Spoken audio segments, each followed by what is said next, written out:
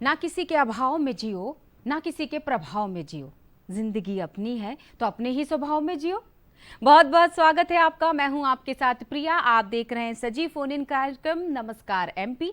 यानी 8 बजे से 9 बजे तक हम आपके साथ जुड़े रहेंगे। आप लाइव प्रोग्राम को देख रहे हैं तो फोन लगा पाएंगे, हमारे अतिथियों से चर्चा कर पाएंगे जब मैं आपको विषय बताऊंगी। तो सबसे पहले फोन लाइंस खुल चुकी है 0755-266-0049, ये लैंडलाइन नंबर है और निःशुल्क सेवा का आप इस्तेमाल कर पाएंगे। तो टोल फ्री नंबर भी नोट कर लीजिए 1800-233-0040।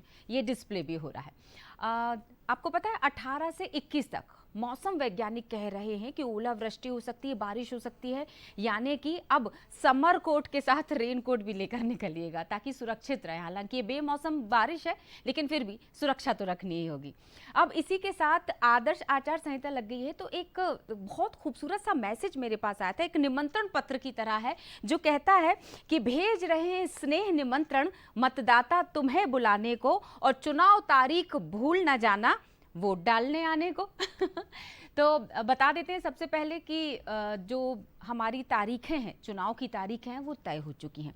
लोकसभा चुनाव, हम तस्वीरें भी आपको बताते जाएंगे। लोकसभा चुनाव की तारीखें तय हो गई, यानी कि एक बार फिर हम अपनी जिम्मेदारी निभाने के लिए तैयार हैं। तो जो हमारे पास ये जो लाइन पंक्ति मैंने पढ़ी वो बाकायदा एक निमंत्रण पत्र की तरह है। तो प्रिय मतदाता, भारतीय निर्वाचन आयोग के द्वारा निर्धारित कार्यक्रम अनुसार लोकसभा चुनाव के मंगल उत्सव की पावन बेला पर अपने मत का सही इस्तेमाल करने के लिए आप बताए गए दिवस और समय पर सपरिवार सादर आमंत्रित हैं। स्वागतकर्ता बूथ लेवल अधिकारी और निवेदक है राज्य निर्वाचन अधिकार, दर्शनाभिलाषी पीठासीन अधिकारी, समस्त मतदान दल सदस्य। ये मैंने आपको हिंट भी दे दिया कि हम इस पर चर्चा करने वाले हैं। और इसी के साथ जैसा कि हर बार कहा जाता है कि वोट मेरा अधिकार है और लोकतंत्र का आधार है, तो तय तारीखों पर अपने क्षेत्र से जुड़कर जहां कहीं भी हो समय निकालकर वोट डालना बिल्कुल ना भूलें। क्योंकि याद रखिए साथियों कि मेरा पहला वोट देश के लिए होना चाहिए।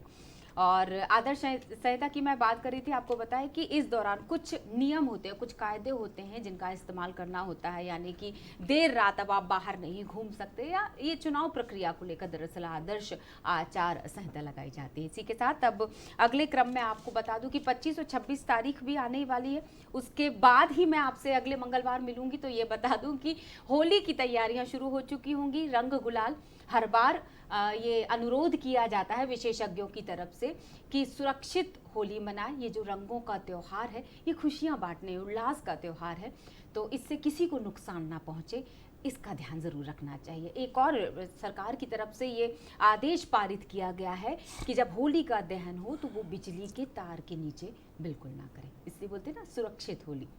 तो आगे बढ़ते हैं और बिना देर किए तिथि, विचार और इतिहास की तरफ बढ़ेंगे। तो तिथि क्या कहती है, आइए आपको बताते हैं आज की तिथि। आज की तिथि कह रही है विक्रम संवत 2080 तो है ही, शुक्ल पक्ष है, नवमी तिथि है। आज की तारीख का जिक्र करें 19 मार्च है, साल 2024 और दिन है मंगलवार। तो आप सभी का दिन मंगलमय हो, यही कामना करता है दूरदर्शन परिवार। और एक विचार जो हमारे पूरे दिन को बनाने वाला है। तो आज का शुभ विचार क्या कहता है, आइए बताते हैं। विचार कुछ इस तरह है कि हमने स्कूल में जो सीखा है वो सब भूलने के बाद जो कुछ भी याद रहता है ना, वही शिक्षा है। ज्ञान का निवेश सर्वोत्तम भुगतान करता है। और ये बात कही है बेंजामिन फ्रैंकलिन ने। अब आज की तारीख इतिहास के पन्नों में किस तरह से खास है, आइए आपको ये भी बताएं आज का इतिहास। तो आज का इतिहास है 1944 से शुरुआत करते हैं। आजाद हिंद फौज ने पूर्वोत्तर भारत में मुख्य भूमि पर राष्ट्र ध्वज फहराया। 1965 इंडोनेशिया ने सभी विदेशी तेल कंपनियों का राष्ट्रीयकरण किया। 1972 भारत और बांग्लादेश ने 25 साल की शांति और मैत्री संधि पर हस्ताक्षर किए। 1998 अटल बिहारी वाजपेयी जी ने दूसरी बार देश के प्रधानमंत्री का पद संभाला। 1990 विश्व की IIHF अनुमोदित पहली महिला आइस हॉकी का आयोजन किया गया। 2020 कोरोना वायरस के संक्रमण से देश में चौथी मौत हुई थी, यानी कुल 173 मामले। तब माननीय प्रधानमंत्री जी ने महामारी के हालात के बारे में देश के नाम संबोधन भी आज ही के दिन दिया था। और अब जिक्र आज के विषय और विशेषज्ञों का। तो चूंकि मैं बहुत देर से ये चर्चा कर रही हूँ कि एक वोट जो होता है वो सबसे पहले ये याद रखें कि वोट देश के नाम, तो हम बात कर लेते हैं आज के विषय की, मतदाता जागरूकता। इस पर हम चर्चा करने वाले हैं। तो तमाम आपके जो सवाल होंगे ना कि वोटर आईडी क्यों नहीं आया अभी तक, या वोटर आईडी में नाम गलत है, इस तरह के सवाल आप रख सकेंगे। ये मौका मैं आपको देती हूँ। 8 बजे से 9 बजे तक क्रम शुरू हो चुका, 8 बजे से। तो हमारे साथ जो विशेषज्ञ जुड़ेंगे, सबसे पहले हम स्वागत करते हैं प्रोफेसर संदीप कुमार मल्होत्रा सर का। प्राध्यापक है, गणित एवं इलेक्शन मास्टर ट्रेनर है, और ये जो प्राध्यापक हैं वो शासकीय श्यामा प्रसाद मुखर्जी विज्ञान एवं वाणिज्य महाविद्यालय में। इन्हीं के साथ हम स्वागत करना चाहेंगे हमारी अगली मेहमान, अगली अतिथि जो स्टूडियो में मौजूद है, डॉक्टर हेमलता वर्मा जी हैं, assistant professor zoology ABC college से हैं और राष्ट्रीय सेवा योजना कार्यक्रम अधिकारी हैं। तो आप दोनों का बहुत बहुत स्वागत। नमस्कार। नमस्कार प्रिया जी, सभी दर्शकों को बहुत बहुत नमस्कार। सर एक बार और याद दिला देते हैं हम दर्शकों को, क्योंकि इतना महत्वपूर्ण विषय है। 0755 266 0049 1800 टोल फ्री नंबर है हमारा। फोन लाइंस खुली हुई हैं, तो फटाफट सवाल रख लीजिए विषय से जुड़े हमारे अतिथियों से। सबसे पहले मैं सवाल रख लेती हूँ सर, जैसा कि मैं अभी बता ही रही थी कि वोटर आईडी आ गया होगा। सबसे पहले तो ये जानकारी हम पहली बार मतदान करने वाले हमारे युवा मतदाताओं के लिए वोटर आईडी से जुड़ी हुई दे देते हैं जी। जो पहली बार वोट अपना मतदान कर रहे हैं वो सबसे पहले सुनिश्चित कर लें कि उनका वोटर आईडी बना या नहीं बना है, और वोटर लिस्ट में उनका नाम जुड़ा है या नहीं जुड़ा। ये बहुत महत्वपूर्ण है। मैं सभी जो भी नए मतदाता हैं जो 18 वर्ष के 1 जनवरी 2024 को जो 18 वर्ष पूर्ण कर चुके हैं, वो अपना अवश्य ही मतदाता सूची में नाम जुड़वाएं। और अगर उन्होंने अभी तक मतदाता सूची में नाम नहीं जुड़वाया है तो अभी भी समय है। अभी मध्य प्रदेश में जो 4 चरणों में मतदान होने जा रहा है, उसमें जिस लोकसभा क्षेत्र में भी आपका निर्वाचन है, वहाँ आप अपना नाम अवश्य जुड़वा सकते हैं। फॉर्म 6 का आता है, उसके माध्यम से आप अपना नाम जुड़वाएं। और भारत के इस लोकतंत्र में जो एक कड़ी है, जो आपका एक धर्म है, फर्ज है, उसको आप अवश्य निभाएं। तो सभी ऐसे मतदाता जो 18 साल के 1 जनवरी 24 को हो रहे हैं, वो अपना नाम मतदाता सूची में अवश्य जुड़वाएं और अपना मतदान करें। बिल्कुल सही बात है। तो ध्यान रखिएगा, बार बार ये बात मैं कहूंगी ताकि आपके स्मृति पटल पर अंकित हो जाए कि एक वोट देश के लिए। हेमलता मैम, राष्ट्रीय सेवा योजना कार्यक्रम, मैं चाहूंगी पहले हम दर्शकों को इसके बारे में जानकारी बिल्कुल। सभी को नमस्कार, मैं डॉक्टर हेमलता वर्मा। राष्ट्रीय सेवा योजना जो है कॉलेज और स्कूल में है। स्कूल में 11th-12th के बच्चे और कॉलेज में बच्चे सभी बीएससी ग्रेजुएशन और पीजी दोनों में ही लेते हैं। तो जो राष्ट्रीय सेवा योजना है ये पंजीकृत विद्यार्थियों के लिए, जो बच्चे स्कूल या कॉलेज में पंजीकृत हैं वही उसको लेते हैं। और ये मतलब विद्यार्थियों समाज सेवा करते हुए अपने व्यक्तित्व का विकास करते हैं। तो राष्ट्रीय सेवा योजना की थीम यही है, तो विद्यार्थियों के व्यक्तित्व का विकास। तो विद्यार्थियों के व्यक्तित्व के विकास में उनकी जिम्मेदारियों को कैसे वो उन जिम्मेदारियों का निर्वहन करें, ये भी बताना पड़ता होगा। तो ये अगला सवाल मेरा बन रहा है कि चूंकि अभी मतदान का समय आने वाला है, तो अपनी तारीख में तय समय पर पहुंचकर इस जिम्मेदारी को निभाएं। तो क्या इस कार्यक्रम के अंतर्गत ये अभियान भी चल पड़ा होगा? बिल्कुल। राष्ट्रीय सेवा योजना के जो विद्यार्थी रहते हैं और कार्यक्रम अधिकारी के निर्देशन में ये कार्य करते हैं, और विद्यार्थी जो हैं ये कैंपस टू कम्युनिटी वर्क करते हैं। कैंपस से लेके कम्युनिटी में जाते हैं और कई जागरूकता अभियान के तहत ये कई गतिविधियां करते हैं, जैसे कि रंगोली, रैली, पोस्टर मेकिंग। और अभी पिछली बार हम लोग ने एक कार्टून कैरेक्टर दिए थे उनको। हमारे पास बहुत खूबसूरत तस्वीरें भी हैं जिसका आप जिक्र कर रही हैं। रैली, रंगोली, कार्टून, पोस्टर, निबंध, और मतलब जितनी एक्टिविटी छोटे छोटे प्रयोग बनते हैं वो सभी करते हैं। और लोगों को जागरूक करना, साथ में युवाओं युवा की भागीदारी सबसे ज्यादा इसमें है। मैं ये तस्वीरें जो हम दर्शकों को दिखा रहे हैं बिल्कुल। शायद ये उसी की है जिसका आप जिक्र कर रही हैं। जी। इसमें पूरी तरह युवा भागीदारी करते हैं और हाँ। इसमें देखिए साइकिल रैली हाँ। और पोस्टर मेकिंग, हाँ। पूरा जब बच्चे निकलते हैं तो अपने साथ पूरे जगह से, जिस बस्ती से निकलते हैं, जिस महाविद्यालय से निकलते, पूरे सभी को जोड़ते हुए चलते हैं। क्या बात है। तो अहम भूमिका निभाते हैं बच्चे इसमें। श्रीवास्तव, मल्होत्रा सर। हाँ मल्होत्रा सर, ये जो रैली की अभी बात कर रही थी मैम, जी, और जी। जो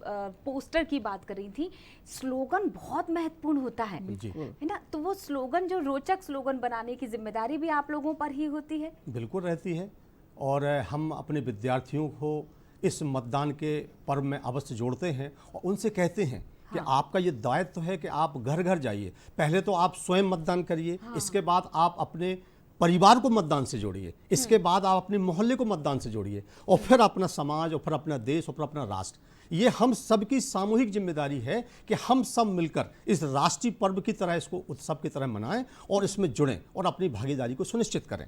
जैसे मान लीजिए कोई वृद्ध बुजुर्ग हैं, मतदाता हैं, वो अगर आप मतदान केंद्र पर नहीं जा पा रहे हैं तो आप उनकी मदद करें, है ना? उनको ले जाएं। या कोई ऐसे मतदाता हैं जो ये आलस्य कर रहे हैं कि ठीक एक वोट से क्या होता है। आजकल ये सोच आम हो चली है कि मेरा एक वोट अगर चुनाव में नहीं पड़ेगा तो उससे क्या फर्क पड़ेगा।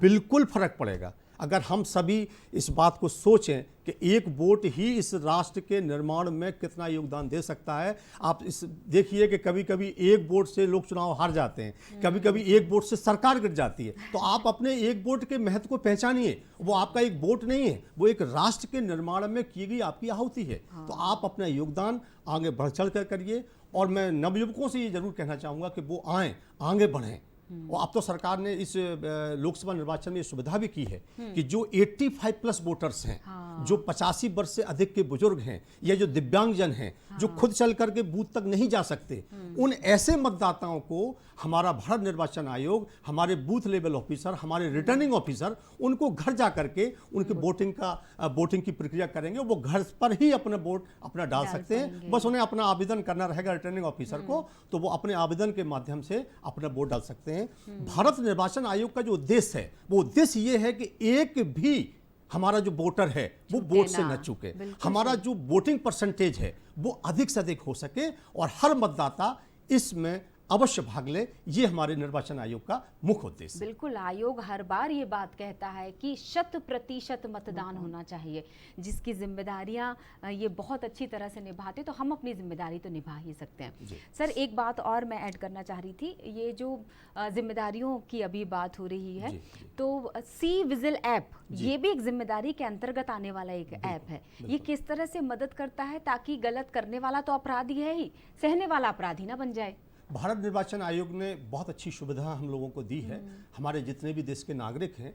तो सी विजिल ऐप के माध्यम से मॉडल कोड ऑफ कंडक्ट की जहां भी उल्लंघन हो रहा है, यदि हम जिस निर्वाचन के दिन हम ये देख रहे हैं कि कहीं कोई गलत गतिविधि अगर कोई करता है, तो हम उसका फोटो खींचकर या उसका वीडियो बनाकर सी विजिल ऐप पर अगर हम अपलोड कर देते हैं, तो उसमें 100 मिनट्स के अंदर ये आप मान के चलिए कि उस पर कार्रवाई होती है, और आप अपनी भागीदारी सुनिश्चित करते हैं कि किसी प्रकार से भी ये निष्पक्षता कायम रहे और हमारा जो फ्री एंड फेयर पोल की जो धारणा है वो हमेशा बनी रहे। तो आप सी विजिल ऐप के माध्यम से मॉडल कोड ऑफ कंडक्ट का कहीं भी उल्लंघन देखते हैं, पाते हैं, तो आप जिम्मेदार नागरिक होने के नाते अपने कर्तव्य का निर्वहन करिए और उस ऐप पर अपनी शिकायत को दर्ज करिए।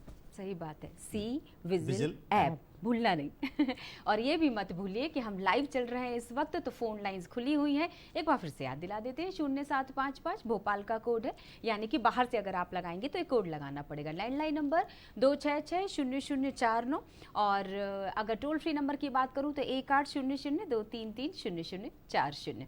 मैम, हर वर्ग की जिम्मेदारी बनती है, हर वर्ग को ये ध्यान रखना चाहिए कि मत दान नहीं है, अधिकार है आपका। उस अधिकार में महिलाओं की भूमिकाओं का प्रतिशत कितना होता होगा?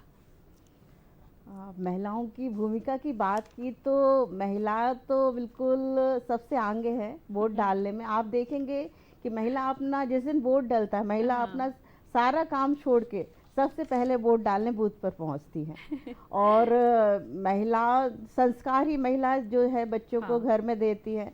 तो बच्चों का भी उस पर असर पड़ता है और बच्चे कोशिश करते हैं कि वो पूरा मतदान करें, क्योंकि युवाओं की भागीदारी सबसे अधिक है। और युवाओं की बात करेंगे तो हम देखते हैं कि जिला निर्वाचन आयोग और प्रशासन के मार्गदर्शन में जब राष्ट्रीय सेवा योजना कार्य करती है, हाँ। तो महाविद्यालय से कैंपस एम्बेसडर भी नियुक्त किए जाते हैं। जैसे हमारे महाविद्यालय से कैंपस एम्बेसडर सौम्या चौधरी, देबांग जारोलिया, सरस्वती कोसले, कुमकुम शर्मा, तो ये बच्चे बाकी बच्चों को लीड करते हैं। और इसके साथ साथ हम बहुत सारे कार्य करते हैं कि वोटर हेल्पलाइन ऐप, इसको हम डाउनलोड कराकर जिन बच्चों को वोटर आईडी इशू नहीं हुआ है, 18 वर्ष के हो चुके हैं, तो उनके वोटर आईडी बनाने में हेल्प करते हैं। और ये बच्चे खुद का तो वोटर आईडी बनवाते ही हैं, साथ में अपने क्लास, अपने आसपास के कॉलेज, स्कूल, बस्तियों में जाकर भी वोटर आईडी बनाने का काम करते हैं।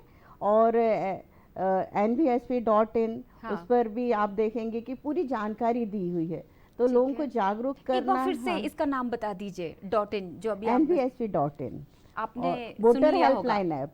बिल्कुल।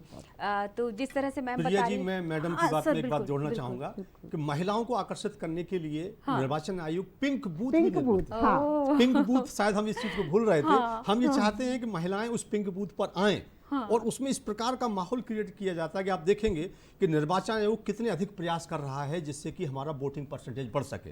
वहाँ एक सेल्फी पॉइंट का निर्माण किया जाता है, ये हम सभी को आकर्षित करता है। हम अपने परिवार के साथ जाएं और वहाँ अपना पहले मतदान करें, और मतदान करने के बाद हम अपनी बाएं हाथ की तर्जनी दिखाएं कि हमने अपना जो है कर्तव्य का पूर्ण कर दिया है, और सेल्फी पॉइंट पर अपनी सेल्फी भी खिंचवाएं और अपने स्टेटस पे, अपने सोशल मीडिया पे उसको प्रदर्शित भी करें। एक जिम्मेदार नागरिक होने का हम अपना कर्तव्य का भी निर्वहन करें।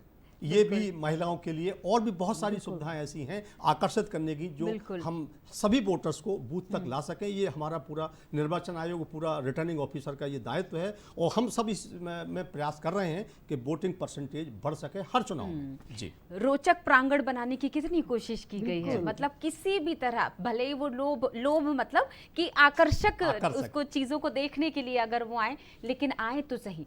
जैसे बुजुर्गों के लिए आपने सुविधा की बात की है, ऐसी मैंने सुना है कि विधानसभा जब चुनाव हुए थे तो उसमें बहुत सारी सुविधाएं हमारे दिव्यांगों के लिए भी की गई थी। तो मैं चाहूंगी कि आप इस बात को बढ़ा दीजिए कि किस तरह की सुविधाएं मिलती हैं दिव्यांगों के लिए। उनके लिए व्हील चेयर की व्यवस्था है बूथ पर, और इसमें जो सहयोग, बच्चे भी सहयोग करते हैं, प्रशासन भी पूरी तरह सहयोग करता है।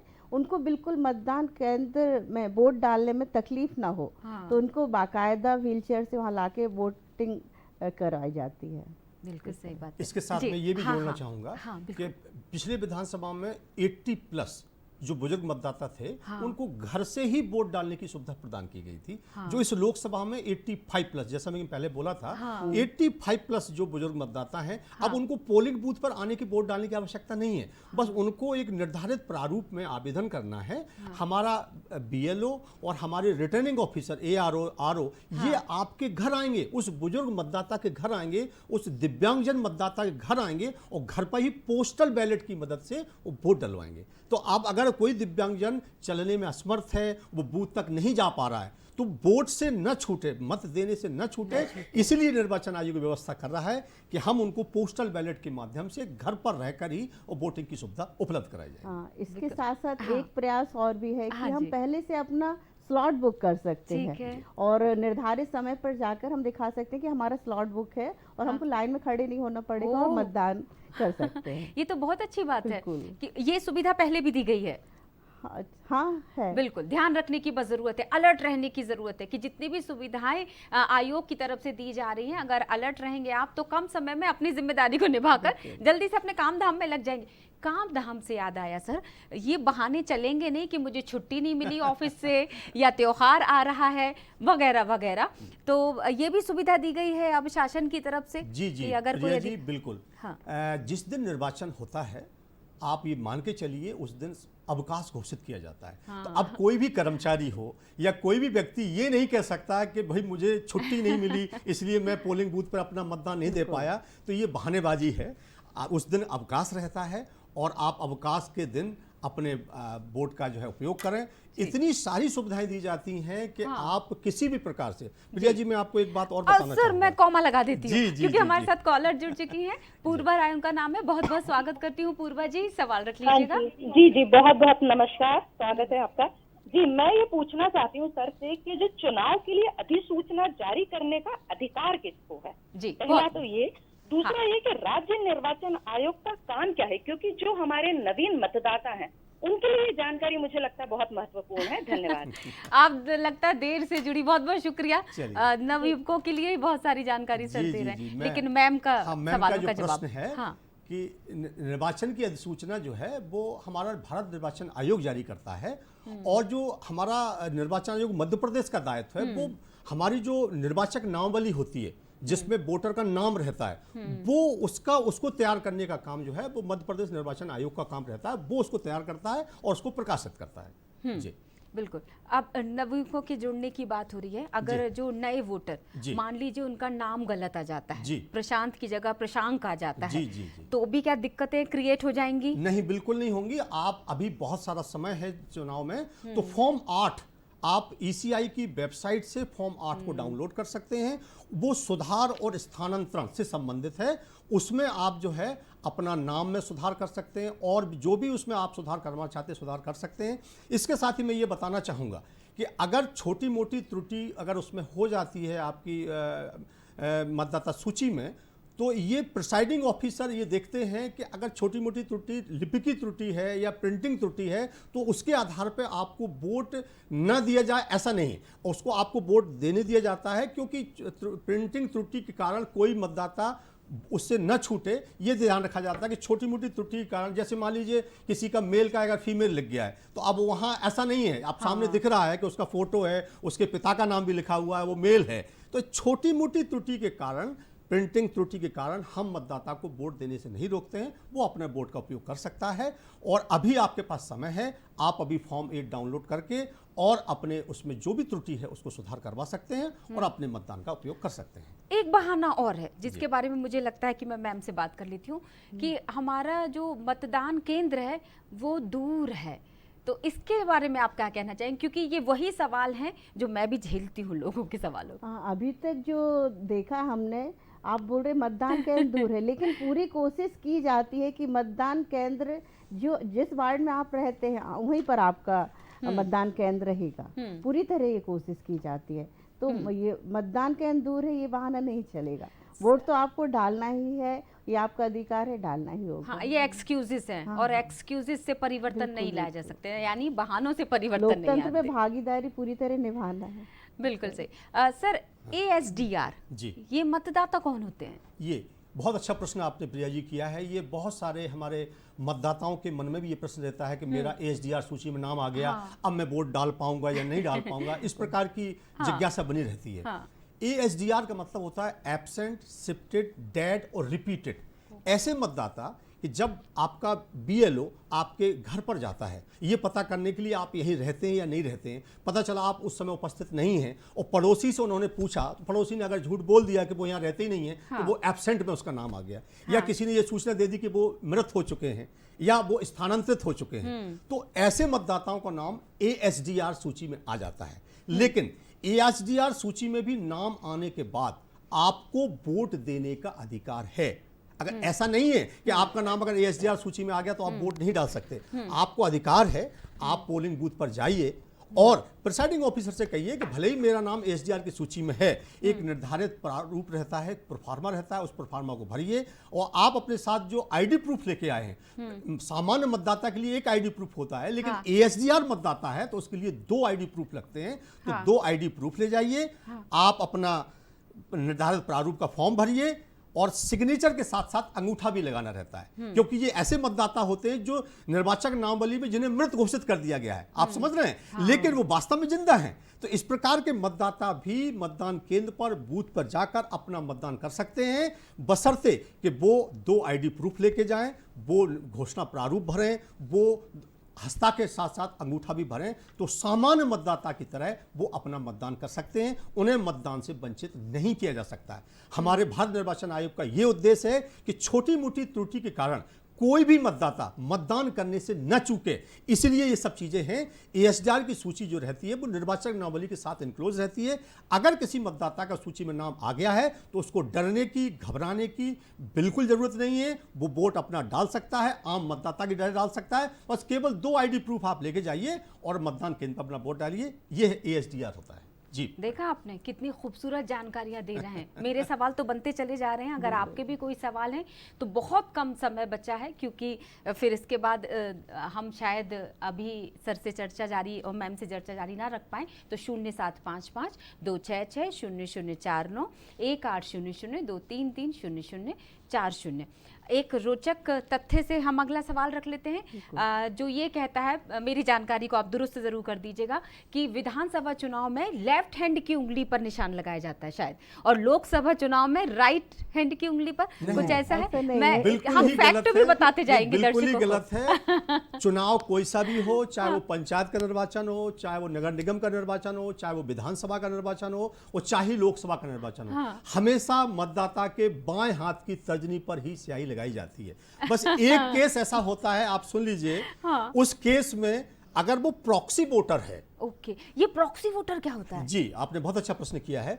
प्रॉक्सी वोटर वो वोटर होता है कि जैसे हमारे सैनिक हैं और वो हमारे सीमा पर अपनी ड्यूटी का निर्वहन कर रहे हैं, लेकिन वो लोकसभा में आके अपना मतदान नहीं कर सकते। तो वो प्रॉक्सी वोट के रूप में अपने परिवार के पति या पत्नी या अपने परिवार के किसी भी बंदे को वो नियुक्त कर सकते हैं कि आप मेरे बदले में आप अपना मतदान कीजिए। ऐसे प्रॉक्सी वोटर को निर्धारित प्रारूप में रिटर्निंग ऑफिसर को आवेदन करना रहता है।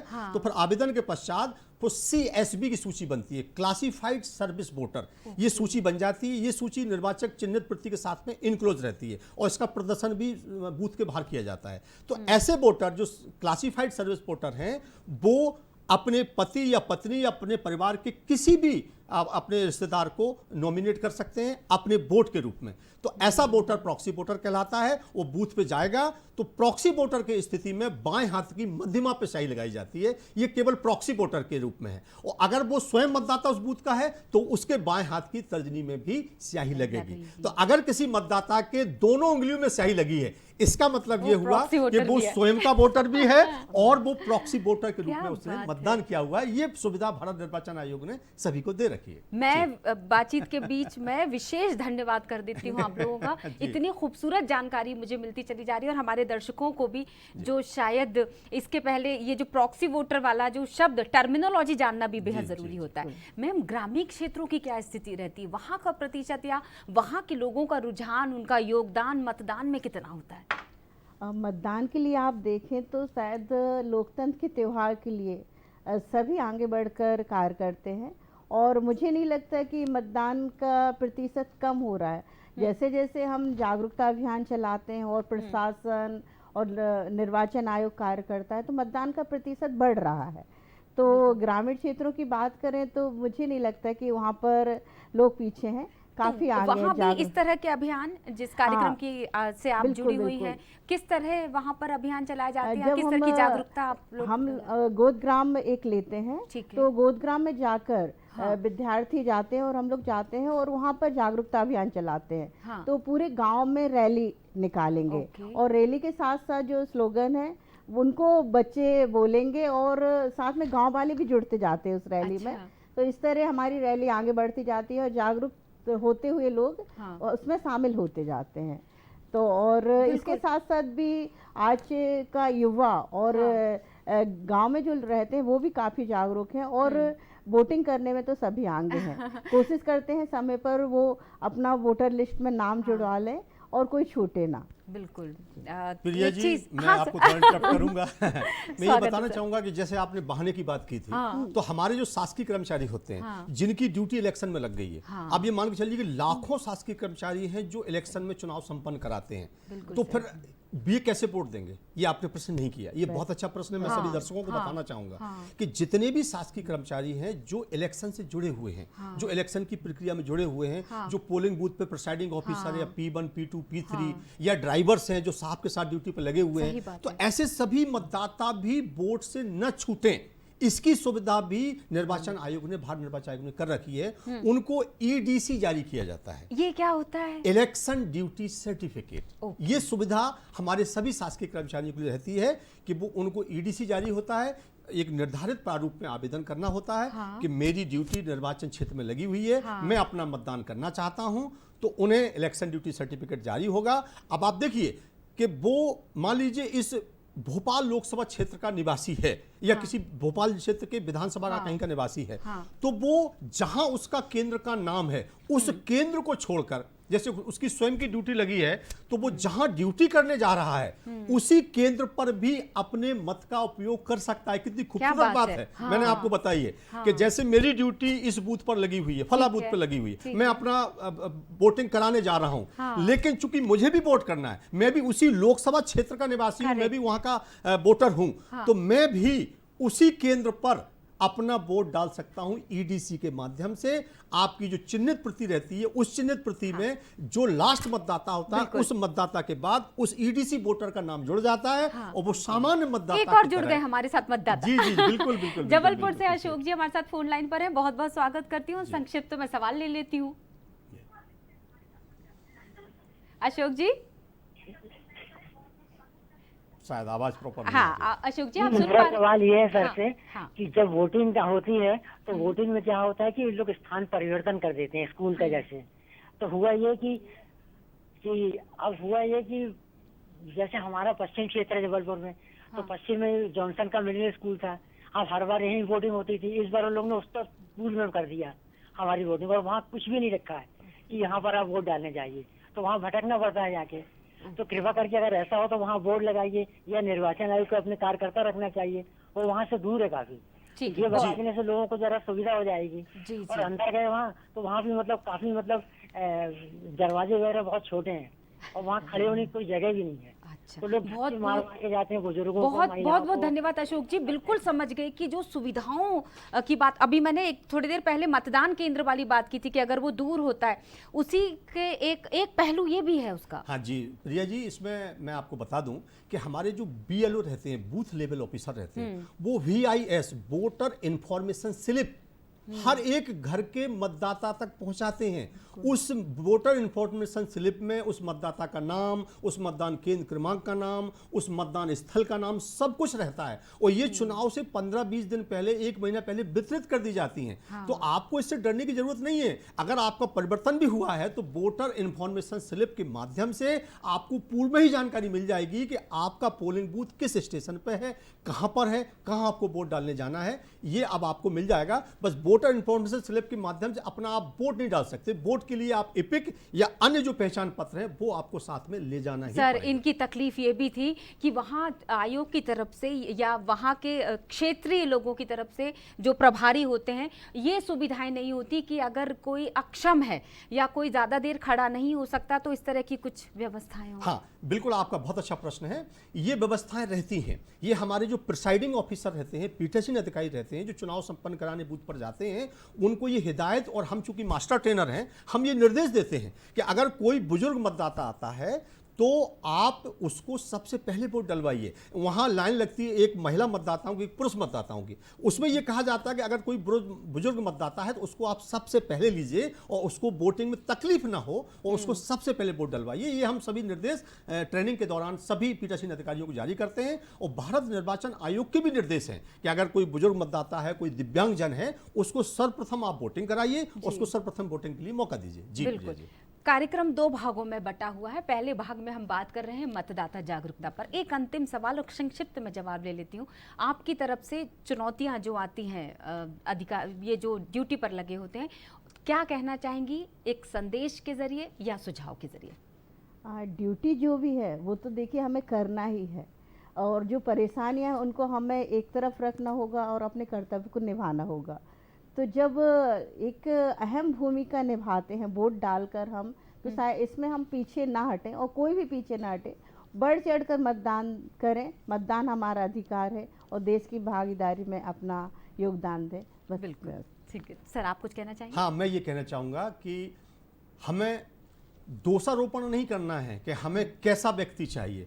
अगर आपको सही व्यक्ति चाहिए और देश को अगर उन्नति की ओर ले जाना है और विकसित भारत बनाना है, तो उसके लिए आपको स्वयं आगे आना होगा और आप आगे आएं और अपना मतदान करें। आप अपने परिवार को भी मतदान के लिए प्रेरित करें, आप अपने समाज को भी मतदान के लिए प्रेरित करें और आगे बढ़ चढ़कर इस जो मतदान दिवस होता है वो उत्सव के रूप में लें और उसको हंसी खुशी और बहुत अच्छे माहौल में ले जाकर के अपना मतदान अवश्य करें। यही मेरा सभी दर्शकों से अनुरोध है। आपको याद दिला दे, किसी ने ये बात बहुत खूबसूरती से कही थी कि अगर सही व्यक्ति का चुनाव नहीं करेंगे तो गलत व्यक्ति शासन करने लग जाएगा। तो मत का इस्तेमाल कीजिए। और इसी के साथ मैं आपकी तरफ से और हमारी टीम की तरफ से आप दोनों का धन्यवाद करती हूँ कार्यक्रम में आकर इतनी खूबसूरत जानकारी संक्षिप्त समय में देने के लिए। बहुत बहुत शुक्रिया। आप कहीं मत जाइएगा क्योंकि हम छोटे से ब्रेक के बाद वापस आएंगे और अगले विषय पर चर्चा करेंगे।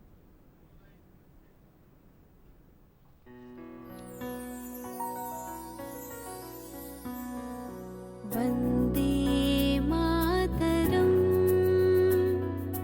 वन्दे मातरम्, सुजला सुफला मलयज शीतला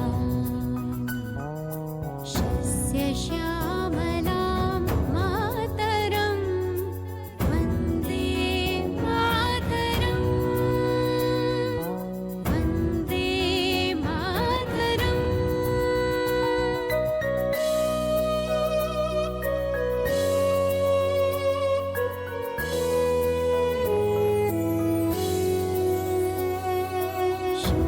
शुभ्रज्योत्स्ना पुलकितयामिनी,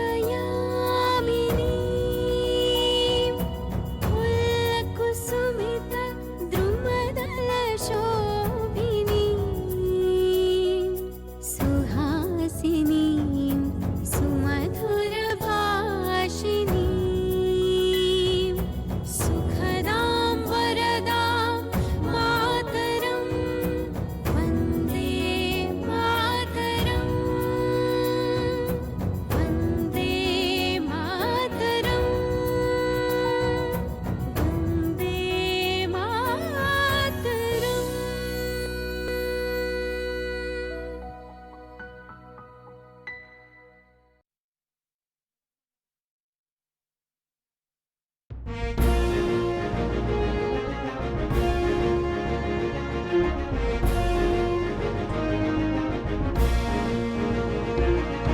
शौर्य स्मारक, शौर्य स्मारक, शौर्य स्मारक, शौर्य स्मारक, शौर्य स्थिर है शौर्य पराक्रम, शौर्य स्मारक, शौर्य स्मारक, शौर्य स्मारक।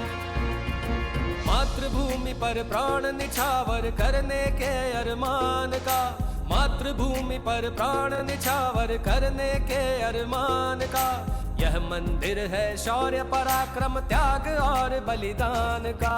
शौर्य स्मारक, शौर्य स्मारक, शौर्य स्मारक, शौर्य स्मारक।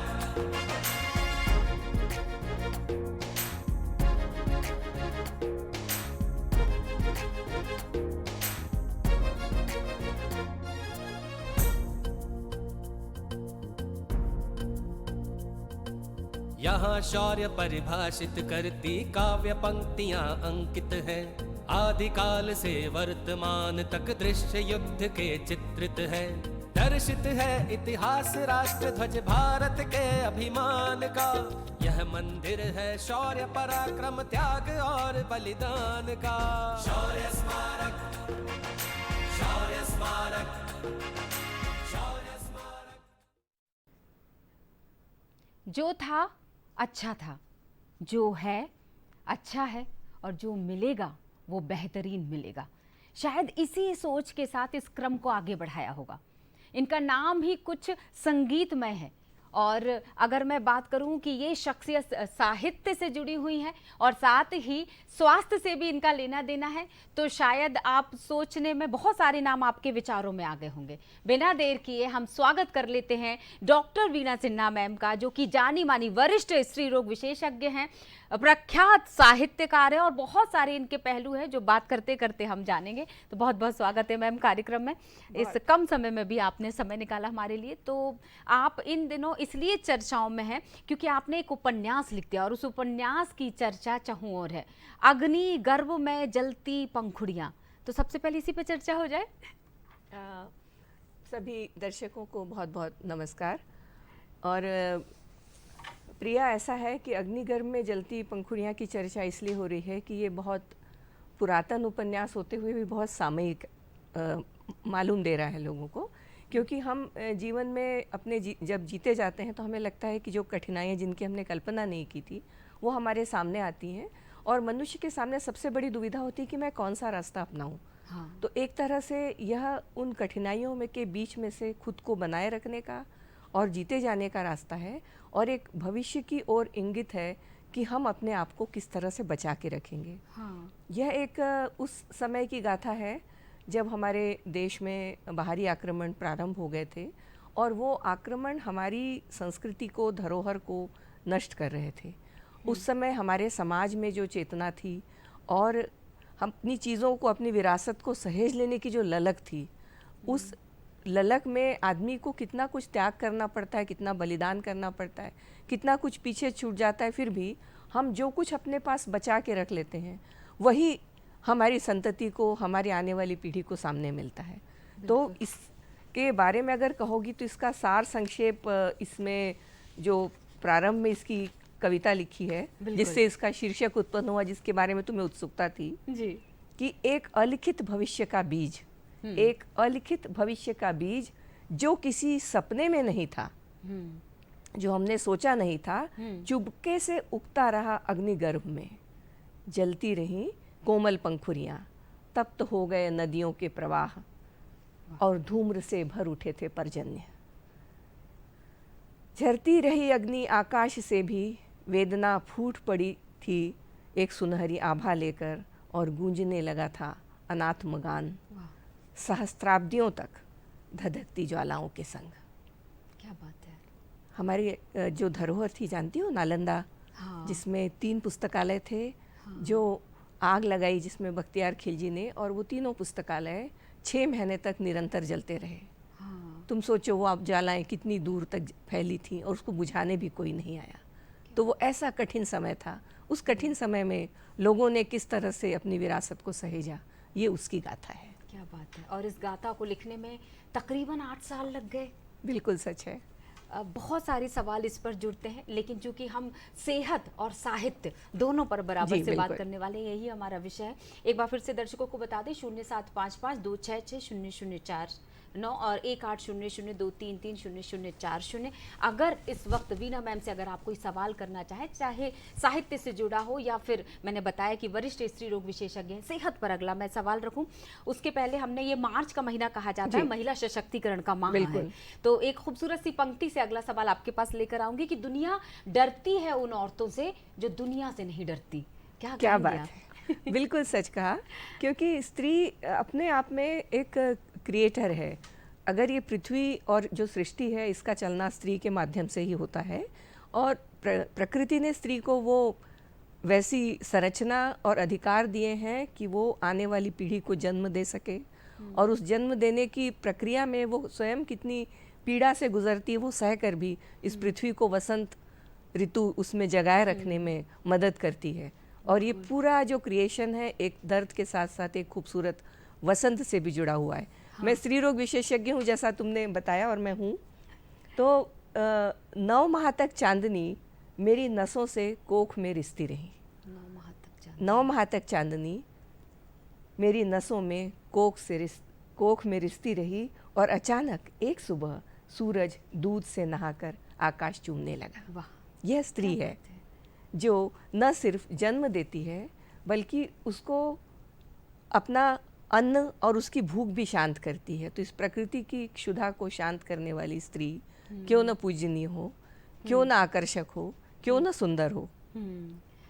मिशन चल रहा है एक कि 2047 तक राष्ट्रीय सिकल सेल मिशन, ये उस मिशन का बिल्कुल। नाम है।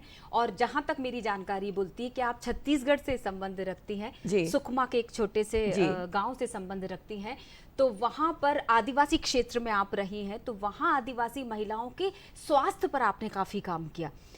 एक बीमारी जिसका मैंने अभी जिक्र किया, सिकल सेल, आदिवासियों में काफी वो फैली हुई है। शायद इसी रोगों को खत्म करने के लिए माननीय प्रधानमंत्री जी ने इस मिशन को चलाया। क्या बिल्कुल। कहना चाहेंगे आदिवासी महिलाओं की इस बीमारी को लेकर, खासतौर से एनीमिया, खून की कमी को लेकर वे अपना ध्यान नहीं रखती, जिस वजह से ये रोग पनपते हैं और फिर इस स्त्री रोग के पास आना तक संभव नहीं हो नहीं हो ऐसी पाता। महिलाओं बिल्कुल का। सच कह रही हो, क्योंकि मैंने अपने ही मध्य प्रदेश के बालाघाट ज़िले के इंटीरियर्स में काम किया और पन्ना ज़िले में भी काम किया, और मैं देखती हूँ कि ये इन महिलाओं को एक तो अज्ञानता होना कि उनको खाने में किन चीज़ों का समावेश करना चाहिए, और उसके बाद उनके जीवन काल में जिस समय उनको आवश्यक पोषण की आवश्यकता होती वो पोषण उन्हें नहीं मिल पाता। और तीसरा, जैसा तुमने कहा, सिकल सेल एनीमिया, थैलेसीमिया, इस तरह की जो बीमारी जो क्रोमोसोम और जेनेटिकली लिंक्ड होती हैं और वो स्त्रियों में जब पाई जाती हैं, तब वो उनका एनीमिया हम जो दवाइयाँ बाहर से देते हैं उनसे भी उसका उपचार नहीं हो पाता, या सामान्य खान पान से उनका उपचार नहीं होता। इसलिए ये बहुत आवश्यक होता है कि जो सिकल सेल एनीमिया में हमारे जो खून को में रक्त कोशिकाएं होती, लाल रक्त कोशिकाएं, उनका आकार सामान्यतः गोल होता है और उनमें एक पर्टिकुलर कैपेसिटी होती है जिसके तहत वो ऑक्सीजन को शरीर के एक भाग से दूसरे भाग तक, मतलब हमने जब ऑक्सीजन हवा से ली तो हमारे फेफड़ों से जब हमारे रक्त में जाती है तो उसको बांध के अपने साथ में अपने हीमोग्लोबिन वाला जो पार्ट होता है उसके हीम पार्ट से बांध के पूरे शरीर में उसको सर्कुलेट करती है, और हमारा शरीर उससे ऊर्जा पाता है उस ऑक्सीजन से, क्योंकि उसमें ही ग्लूकोज का ट्रांसफॉर्मेशन एनर्जी के रूप में हमारे शरीर को होकर मिलता है। पर जब ये आकार उनका बदल जाता है, वो सिकल या हंसिए के आकार की हो जाती हैं, तो जो गोल कोशा है वो अब हंसिए जैसी हो गई, तो अब निश्चित रूप से उसकी ऑक्सीजन कैरिंग कैपेसिटी कम हो जाती है।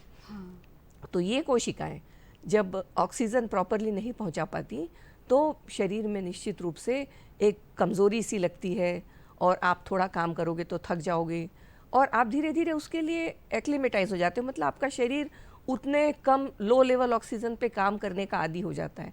तो निश्चित रूप से हमारे जो कार्य करने की क्षमताओं का ह्रास होता है, और हमें जो गुणात्मक उसका लाभ मिलना चाहिए परिवार को, समाज को, उसको मिलने में निरंतर कमी आती जाती है।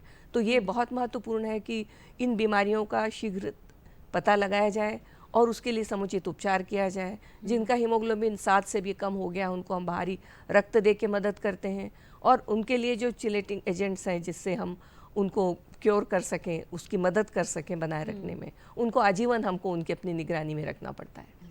आपकी बात जब सुन रही हूँ तो समझ में आ रहा है, एक सवाल जो बन रहा है कि जो चिकित्सक की ड्यूटी नहीं होती, एक्चुअली वो जिम्मेदारी जो होती है, वो सेवाएं जो होती हैं वो 24/7 होती हैं।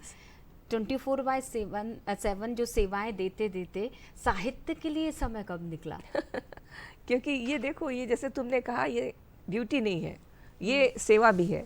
तो जब हम किसी के साथ सेवा भाव से जुड़ते हैं या उसकी तकलीफ़ को जब देखते हैं तो वो हमारा हिस्सा हो जाता है।